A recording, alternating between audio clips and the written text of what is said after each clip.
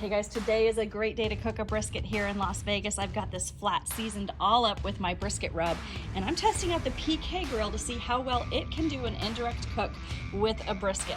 I've got it halfway loaded up with my cowboy hickory briquettes along with a cherry wood chunk, and I'm just playing around with the dials here. Got my ThermoWorks signal, trying to get my temperature down to about 275 to 300. This is a pretty big brisket flat, but it does fit on the grill and it's still over the indirect heat.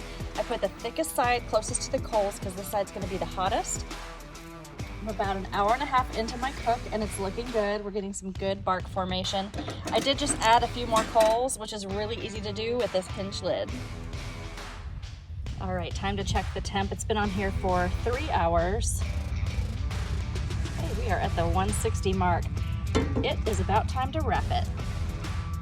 I've pulled the brisket off the PK because I'm in love with the bark that I got. It's also about 165 degrees, so it's time for the Texas crutch.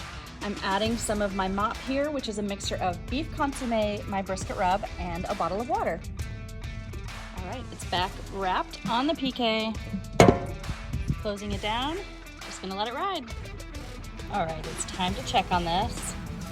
Right now I'm just probing to feel things out. It feels pretty tender here, but I'm getting resistance here, which is about 195. So I'm gonna keep cooking this for about another 45 to 60 minutes.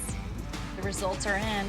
Here's the brisket I cooked on my PK. I'm gonna give you a little pitmaster tip. When pitmasters don't like their brisket, they slice it thin.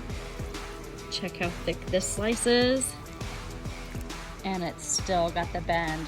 That's how good a job this PK did with my hot and fast cook. You guys check this grill out for yourself.